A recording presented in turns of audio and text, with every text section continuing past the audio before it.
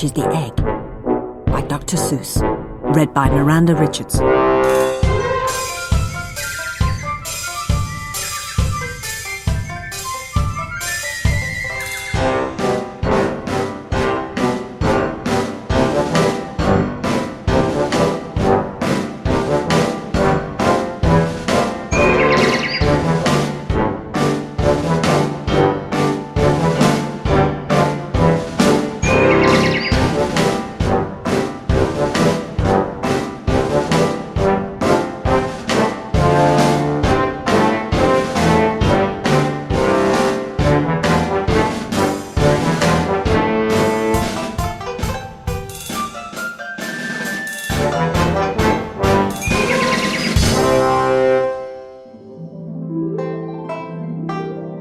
Sighed Maisie, a lazy bird hatching an egg. I'm tired and I'm bored and I've kinks in my leg from just sitting here day after day. It's work. How I hate it. I'd much rather play. I'd take a vacation, fly off for a rest, if I could find someone to stay on my nest. If I could find someone, I'd fly away, free. Then Horton, the elephant, passed by her tree. Hello, called the lazy bird, smiling her best. You've nothing to do, and I do need a rest. Would you like to sit on the egg in my nest?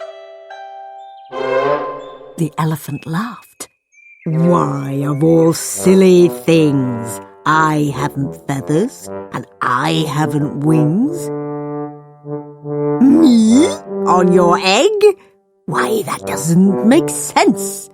Your egg is so small, Mom, and I'm so immense. Tut, tut, answered Maisie. I know you're not small, but I'm sure you can do it. No trouble at all. Just sit on it softly. You're gentle and kind. Come, be a good fellow. I know you won't mind. I can't, said the elephant. Please, begged the bird. I won't be gone long, sir. I give you my word. I'll hurry right back. Why, I'll never be missed.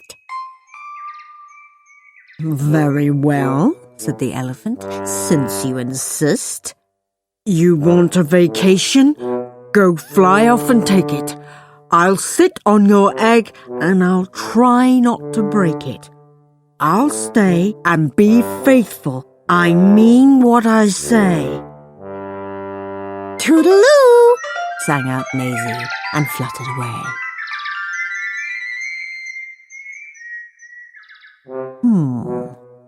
The first thing to do, murmured Horton. Let's see.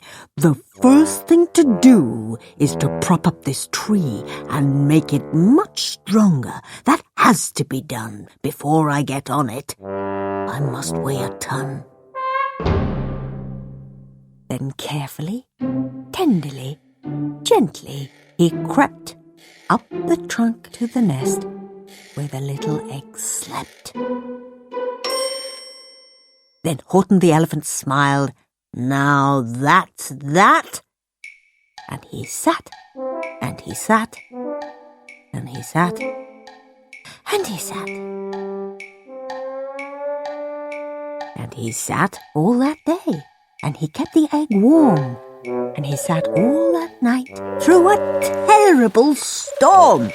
It poured, and it lightened, it thundered, it rumbled. This isn't much fun, the poor elephant grumbled. I wish she'd come back, 'cause I'm cold and I'm wet. I hope that Maisie bird doesn't forget. But Maisie, by this time, was far beyond reach, enjoying the sunshine way off in Palm Beach and having such fun, such a wonderful rest. Decided she'd never go back to her nest. So Horton kept sitting there day after day, and soon it was autumn. The leaves blew away.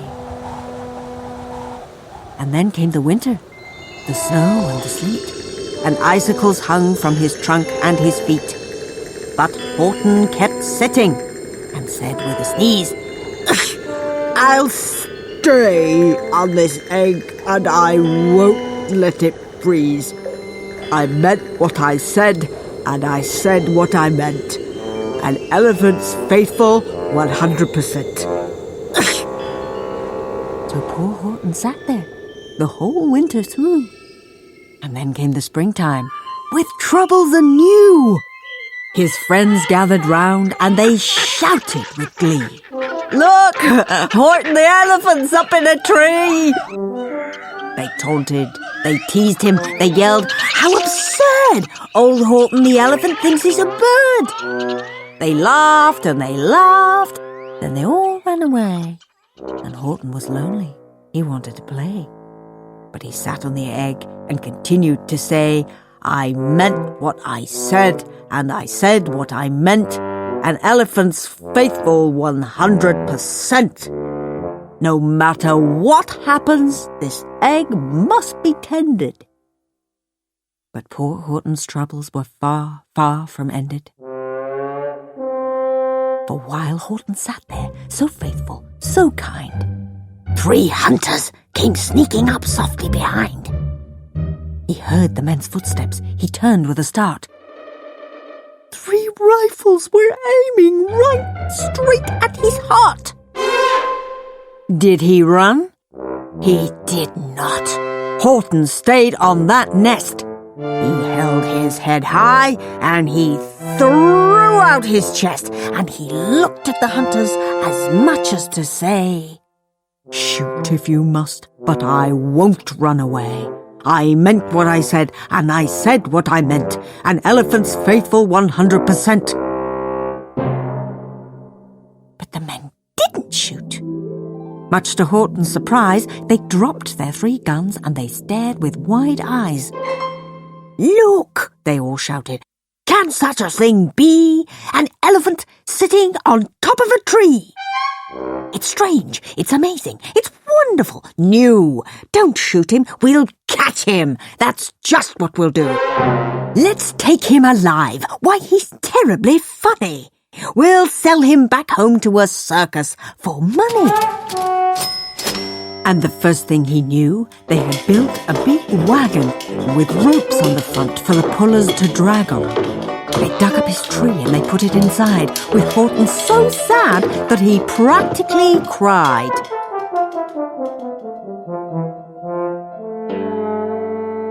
"We're off!" the men shouted, and off they all went, with Horton unhappy 100%. Up out of the jungle, up into the sky, up over the mountains 10,000 feet high, and down, down the mountains, and down to the sea went the cart with the elephant, egg, nest, and tree. Then out of the wagon and onto a ship, out over the ocean, and ooh, what a trip! Rolling and tossing and splashed with the spray, and Horton said day after day after day, "I meant what I said, and I said what I meant, but oh, am I seasick 100%.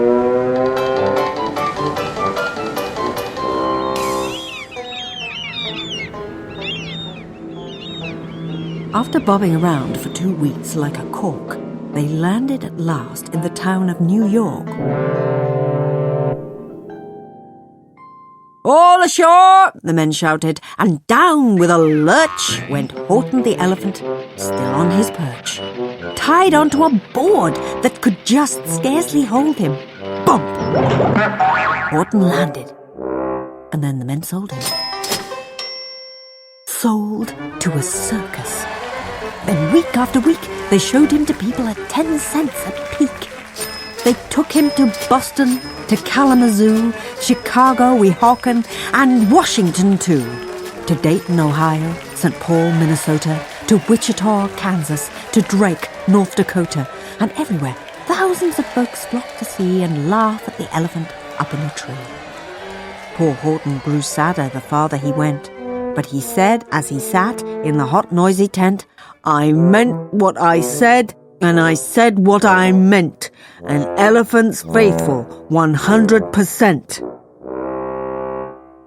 Then, one day, the circus show happened to reach a town way down south, not so far from Palm Beach. And dawdling along way up high in the sky, who, of all people, should chance to fly by but that old good-for-nothing bird, Runaway Maisie, still on vacation and still just as lazy. And spying the flags and the tents just below, she sang out, "What fun! Why, I'll go to the show." And she swooped from the clouds through an open tent door. "Good gracious!" gasped Maisie. "I've seen you before." Poor Horton looked up with his face white as chalk. He started to speak, but before he could talk, there rang out the noisiest ear-splitting squeaks from the egg that he'd sat on for 51 weeks. A thumping, a bumping, a wild, alive scratching. "My egg!" shouted Horton. "My egg! Why, it's hatching!" "But it's mine!" screamed the bird when she heard the egg crack. The work was all done. Now she wanted it back. "It's my egg!" she sputtered. "You stole it from me! Get off of my nest and get out of my tree!" Poor Horton backed down with a sad, heavy heart. But at that very instant, the egg burst apart. And out of the pieces of red and white shell from the egg that he'd sat on so long and so well, Horton the elephant saw something whiz. It had ears and a tail and a trunk, just like his. And the people came shouting, "What's all this about?" They looked and they stared with their eyes popping out. Then they cheered and they cheered and they cheered more and more. They'd never seen anything like it before. "My goodness, my gracious," they shouted. "My word! It's something brand new! It's an elephant bird!" And it should be like that, because Horton was faithful. He sat and he sat. He meant what he said and he said what he meant. And they sent him home, happy, 100%.